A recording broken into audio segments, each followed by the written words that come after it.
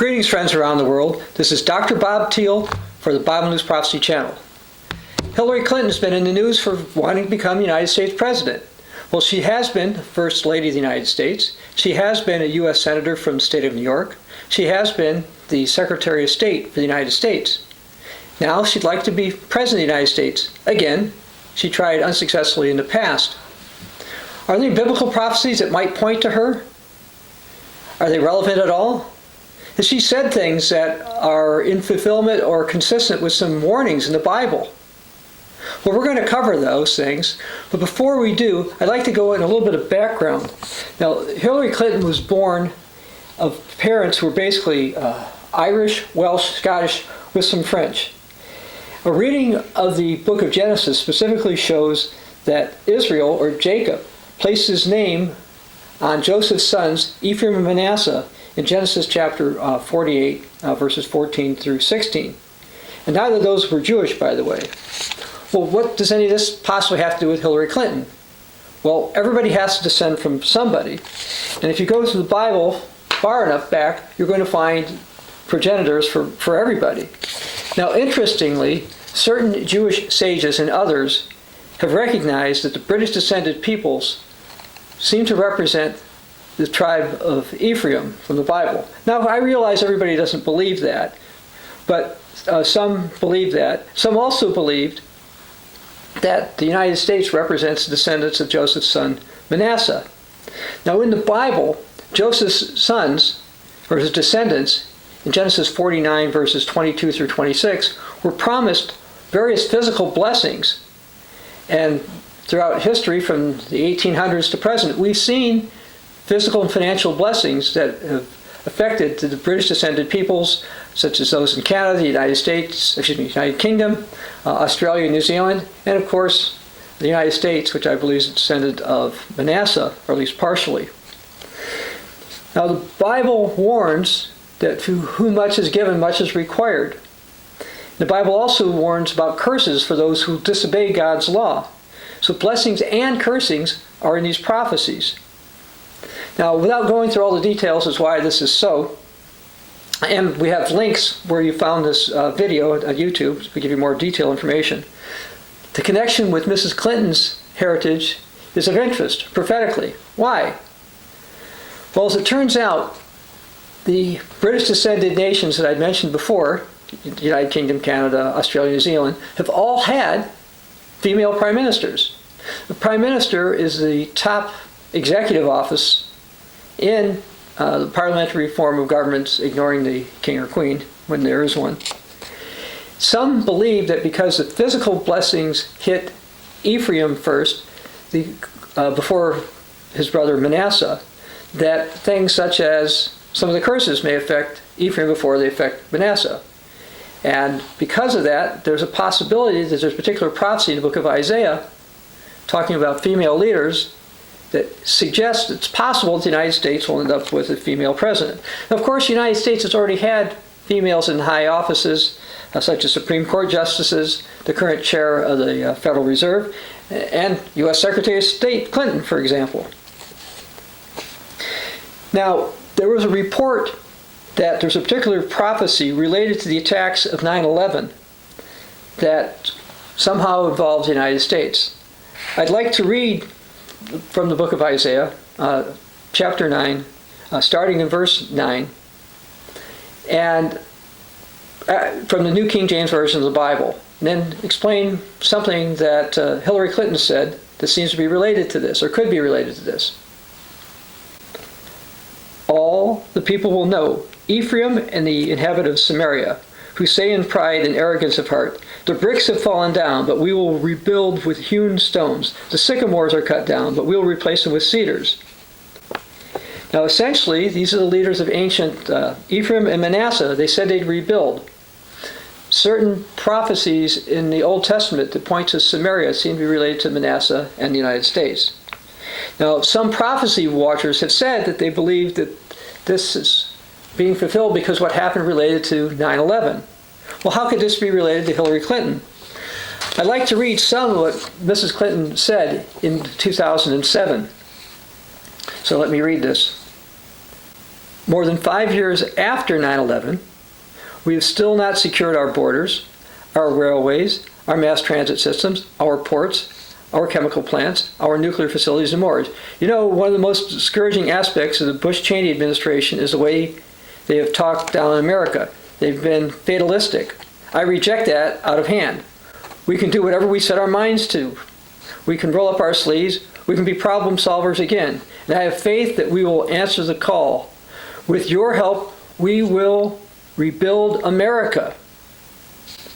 Now, at least one prophecy watcher stated that American politicians making statements such as, we will rebuild America, are taking defiance-type statements, such as those that we found about or read about in Isaiah chapter 9, verse 10.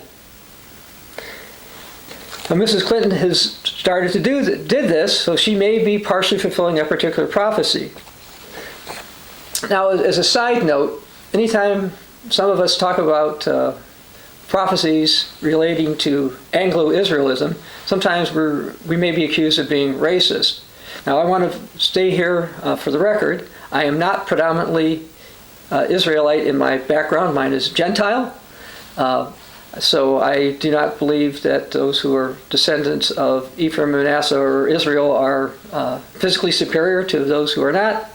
As far as salvation, I do not believe that there is a difference. Matter of fact, let's just quickly read Romans 10, verses 12 through 13 from the Apostle Paul.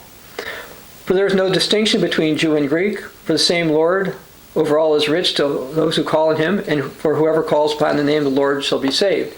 So I want to make it clear, I believe that salvation is open to people of all races, creeds, well, not color creeds, races, colors, ethnic backgrounds, that type of thing.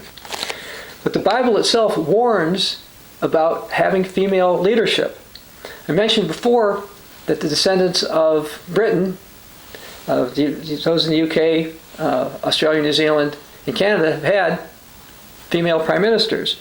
But let's look at this from Isaiah chapter 3, verse 12. It's warning.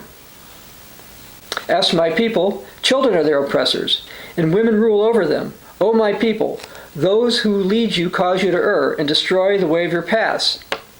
So this is specific end-time prophecy warning about errors that leaders are going to make, indicating that having a top female leader may not always be the greatest thing.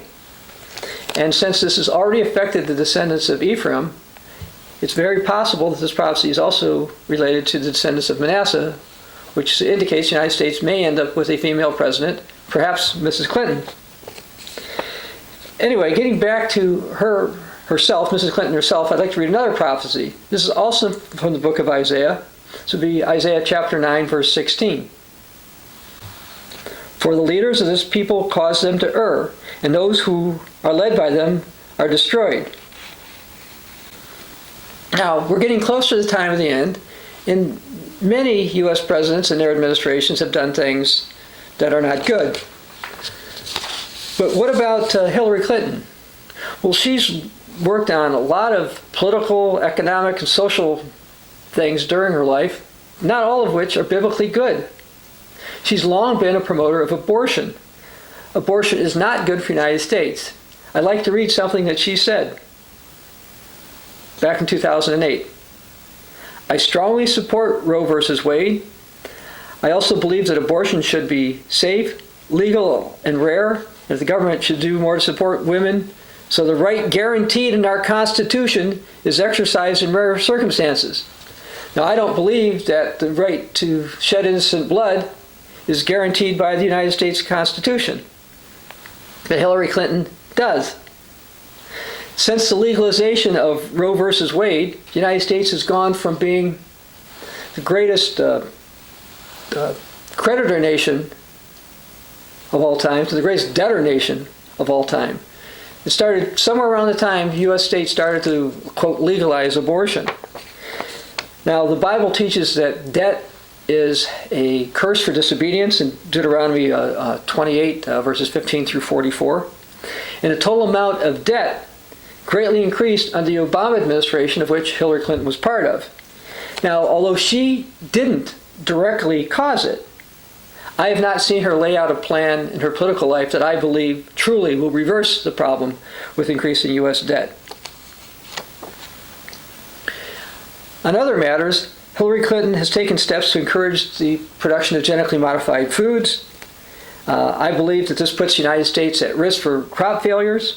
Jesus in Matthew 24:7 warned about famines to come, and there's food shortages mentioned in the book of Revelation, chapter 6, verses 5 and 6. And I believe that encouraging more genetically modified organisms as foods puts parts of the food supply at tremendous risk for crop failure, food shortages, and famines. Now, as Secretary of State, Hillary Clinton was a staunch supporter of what she refers to as LGBT rights. That's lesbian, gay, bisexual, and transgender. So much so that she listed that as one of the 4 priorities she had as Secretary of State in her book, Hard Choices. Now, I'd like to go to the book of Romans, because the Bible warns of those, quote, who exchanged the truth of God for the lie. For this reason, God has given them over to vile passions. Even their women exchange the natural use for what is against nature. Likewise, also the men, leaving the natural use of the woman, burn in their lust for one another, men with men, committing what is shameful, and receiving in themselves the penalty for their error which is due. And even as they did not like to retain God in their knowledge, God gave them over to a debased mind to do those things which are not fitting, being filled with all unrighteousness, sexual immorality, wickedness, covetousness, maliciousness, full of envy, murder, strife, deceit, evil-mindedness. They are whisperers, backbiters, haters of God, violent, proud, boasters, inventors of evil things, disobedient to parents, undiscerning, trustworthy, unloving, unforgiving, unmerciful, who, knowing the righteous judgment of God, that those who practice such things are deserving of death, not only do the same, but also approve of those who practice them. Now, these particular passages are clearly saying that various sins, including lesbianism and homosexuality and other forms of sexual immorality, are sins that God condemns, and that even if you don't participate in those, it's wrong to condone them, wrong to promote them, wrong to encourage them. Yet, this is one thing that Hillary Clinton has repeatedly done. In the spring of 2015, the state of Indiana passed a Religious Conscience Act, which basically says if you're a business owner and you're asked to do something that's against your religious beliefs, but generally speaking, you don't have to do that. Now, since the United States government supposedly has freedom of religion, it is in an amendment to the Constitution. One would think the law wouldn't be necessary, and nobody would really complain about a law like this, especially since Bill Clinton did something similar in the 1990s. Well, when this law was passed by the legislature in Indiana, Hillary Clinton put out a tweet. Now let's look at it. Sad, this new Indiana law can happen in America today.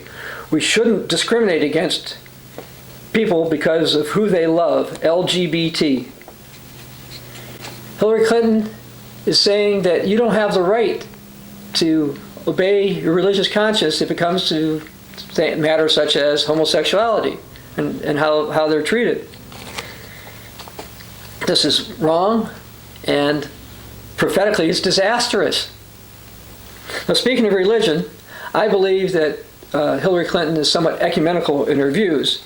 Now, the Bible warns about an ecumenical power rising up, and I expect Hillary Clinton to make statements supporting the ecumenical and interfaith movements. Now, she's also made various statements or taken various positions on international matters. She's considered to be the promoter of the so-called pivot strategy, which pivots the United States defenses away from Europe and puts them over in Asia, ostensibly to deal with issues with China. But by doing this has resulted in a decreased military presence of the United States in Europe.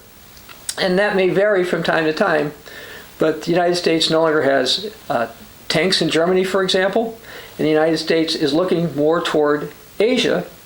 This is creating a power vacuum that the Europeans are going to exploit. And the Bible warns, yes, it does in Daniel chapter 11, verse 39, that a power from Europe is going to destroy those with the strongest fortresses. And in the 21st century, who's got the strongest fortresses, the strongest military in the world? That's the United States. And I believe part of this pivot strategy, one of the end results is this is going to encourage Europe that way. Interestingly, in her book, Hard Choices, Hillary Clinton glowingly talks about how she and the Obama administration improved relations with Europe. Yet, because of the espionage matters involving the United States and Europe, the Snowden leaks, etc., and the realization that the United States considers Germany a second or third-rate power, but that the only close friends the United States has, according to a leaked document, was the United Kingdom, Canada, Australia, and New Zealand. I believe that this has greatly offended the Europeans. As a matter of fact, news reports have said that the Europeans are not going to forgive this. They're not going to get over this easily. And these are some things that happened while she was Secretary of State, again, involved with these kind of matters. She didn't apologize, that I've seen, for the Snowden matters. Essentially, just blamed Snowden because people found out what happened, not what they were doing. And the Europeans, I'm sure, realized that as well. Now, Hillary Clinton has also promoted the formation of international coalitions, including some predominantly Islamic ones. Now, the Bible tells about a time where there will be coalitions of Arabic and Turkish peoples, the nations which are predominantly Islamic. The Bible also says in the book of Psalms 83, verses 3 through 8, that such a group is going to get together and have evil intentions toward the United States, probably the UK, and the current nation we call Israel. The Bible also says that this particular coalition, which I believe Hillary Clinton and others are promoting, will, after the United States is destroyed by Europe, turn against Europe, but then will get destroyed by the European power. I also believe that Hillary Clinton is the type of person who's in favor of the type of peace deal that Daniel 9:27 talks about, a deal that will end in destruction, and shortly thereafter the deal is violated, the start of the Great Tribulation. I would also add that the Bible talks about having your gates, the gates of your enemies, as a blessing in Genesis 24, verse 60. And losing them would be consistent with some end-time curses, such as those listed in Deuteronomy 28, verses 58 to 63.